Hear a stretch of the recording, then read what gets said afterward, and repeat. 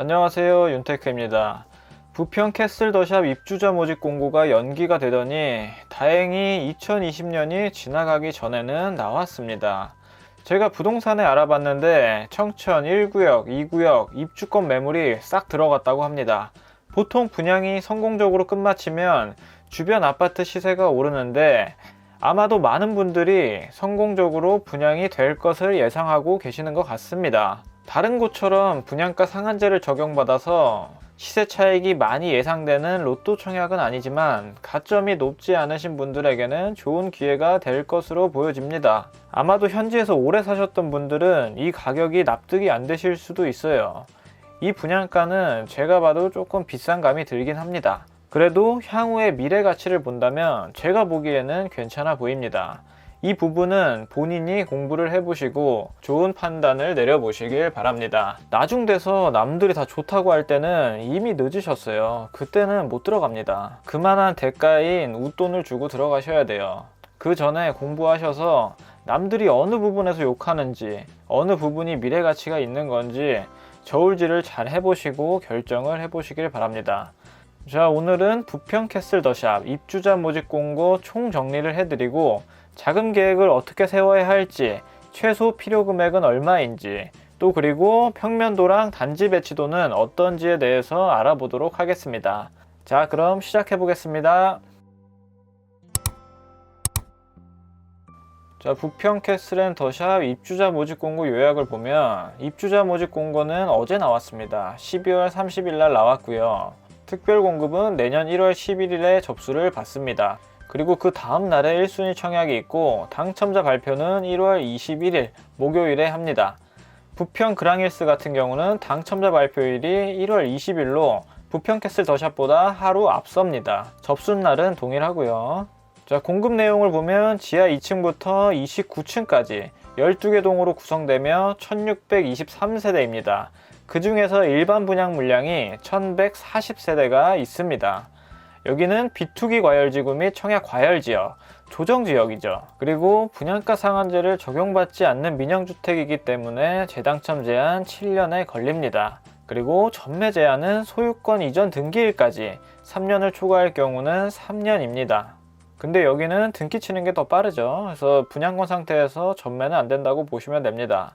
자, 1순위 자격 충족하셔야 되고요. 자, 그리고 청약 자격에서 지역을 보면 인천시 거주자 우선 공급입니다. 당해 100%고요. 인천에서 1년 이상 거주해야 된다는 내용은 없습니다. 입주자 모집 공고일 기준에서 인천시에 주소지가 있으신 분들은 넣어볼 수가 있어요. 그리고 예비 입주자는 3배수를 모집합니다. 여기 단지는 8호 초과 물량이 없고 8호 이하 물량만 있습니다. 가점 75%, 추첨제 25%로 구성이 됩니다. 자, 중도금 대출은 50%까지 가능하고요. 10%는 잔압을 하셔야 합니다. 계약금 10%, 중도금 60%, 잔금 30%로 구성이 되어 있어요. 그리고 중도금 이자는 여기가 아직 확실히 정해져 있지 않는 것 같습니다. 일단 입주자 모집 공고에는 이자를 납부해야 된다고 써 있지만 가로치고 후불제로 변경될 수도 있다고 써 있습니다. 네, 아마 이자 후불제로 되지 않을까 생각이 되네요. 자, 부평 캐슬 더샵 분양가를 보겠습니다. 자, 우선 주택형을 보면 5구 타입, 7위 타입, 84 타입으로 구성이 되어 있습니다.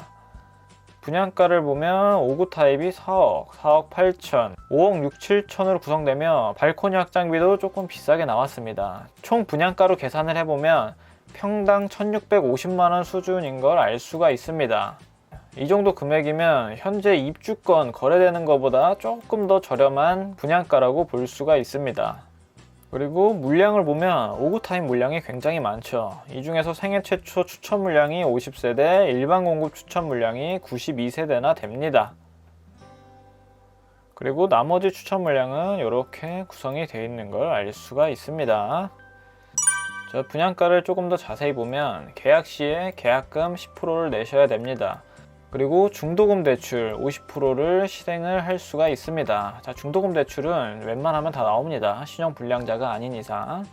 그리고 6회차에 대해서는 잔압을 하셔야 되는데 연체가 가능할 수도 있습니다. 자, 그리고 입주 시에 잔금 30%를 내시면 됩니다. 자, 이 부분을 5구랑 84를 조금 집중적으로 다시 봐볼게요. 자, 5구 타입 분양가를 4억 2천으로 잡아보겠습니다. 자, 그럼 계약금 10%인 4,200만원이 계약 시에 필요합니다. 자, 그리고 중도금 대출 50%인 2억 1천만원은 대출로 나옵니다. 그리고 나머지 중도금 10%에 대한 부분은 연체 또는 잔압을 하시면 됩니다. 그리고 잔금 때 30%인 1억 3,200만원을 내면 됩니다. 자, 그럼 입주 시점까지 필요한 자금은 연체가 된다고 했을 때는 4,200만원만 있으면 되고, 연체가 안 된다고 했을 때는 8,400만원이 필요하게 됩니다. 자, 연체 가능 여부는 계약할 때 정확히 알 수 있습니다.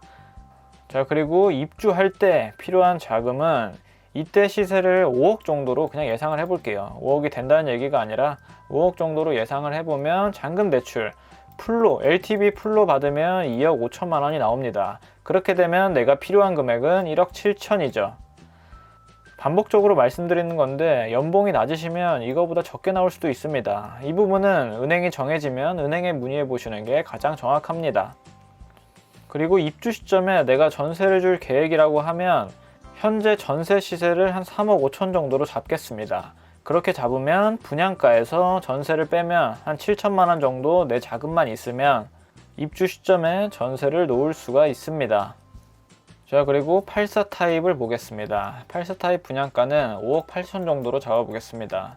계약금 10% 5,800만 원을 내고 중도금 대출을 실행하면 50%인 2억 9천이 나옵니다. 그리고 나머지 중도금 10%에 대한 5,800만 원은 마찬가지로 연체 또는 잔압을 하시면 됩니다. 그리고 나서 잔금 30% 1억 7,400만 원을 내고 나면 입주가 가능합니다. 입주 시까지 필요한 자금은 연체가 된다고 하면 5,800만 있으면 되고, 연체가 불가능하다고 하면 1억 1,600만 원이 있으셔야 합니다. 입주 시에 필요 자금은 7억으로 시세를 예상해 볼 때는 잔금 대출이 50%인 3억 5천만 원이 나옵니다. 그렇게 되면 분양가에서 잔금 대출 가능 금액을 빼면 2억 3천만 원이 있으면 입주가 가능하겠네요.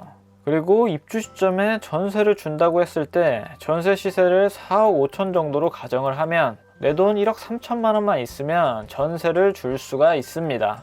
자, 여기서 추가로 드는 비용인 취등록세, 옵션비, 이자 같은 경우는 별도로 계산을 해 보셔야 됩니다.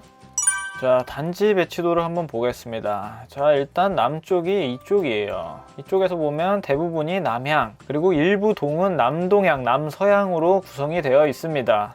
여기 아래 보이는 101동하고 112동이 상공역하고 가장 가까운 동이에요. 밑에 초등학교, 중학교도 밑에 쪽에 있어서 초등학교, 중학교도 가장 가까운 동이 101동하고 112동이라고 보시면 됩니다. 자, 5구 타입을 보면 890세대 중에서 일반 분양 물량이 728세대가 있습니다. 조합원분들이 많이 안 가져가셨죠. 전 평형 모두가 남향으로 배치되어 있는 걸 알 수가 있습니다. 평면도를 좀 더 자세히 보면 3베이 판상형으로 마통풍이 되는 구조이며 D자 주방입니다. 그리고 안방을 보면 드레스룸이 없네요. 드레스룸이 없고 이 침실 2 같은 경우는 북향으로 빠지기 때문에 이 방은 햇빛이 잘 안 듭니다. 자, 그리고 72 타입을 보면 302세대 중에서 202세대가 일반 분양 물량으로 남아 있습니다. 여기도 전부 다 남향으로 배치되어 있고요. 3베이 판상형입니다.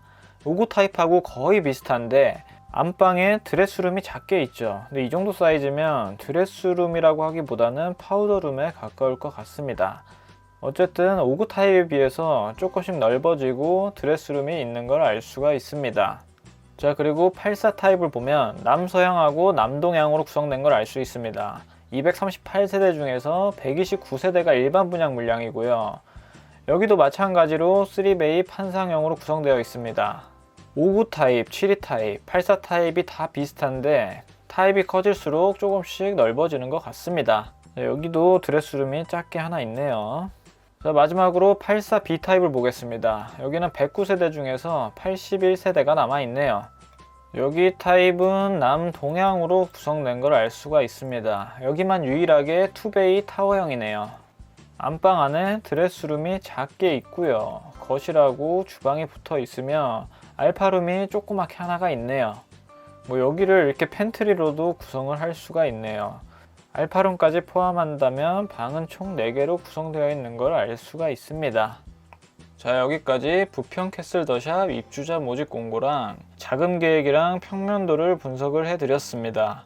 인천 당해이시면서 가점이 그리 높지 않으신 분들은 여기 청약에 한번 도전해 보시길 바랍니다. 현재 시점에서 입주권 사는 것보다 청약으로 당첨되는 게 훨씬 낫습니다. 거기 입주권 사려고 해도 3억에서 4억 정도는 돈이 필요해요. 근데 여기 청약에 당첨되면 10% 계약금만 있으면 입주 시까지 가져갈 수가 있습니다. 물론 입주권 사신 분들이 동호수가 좋긴 하겠지만 그걸 감안하더라도 청약에 당첨되는 게 훨씬 낫습니다. 이런 좋은 기회를 잘 활용해 보시길 바랍니다. 오늘 내용이 도움이 되셨다면 구독과 좋아요 부탁드립니다. 감사합니다.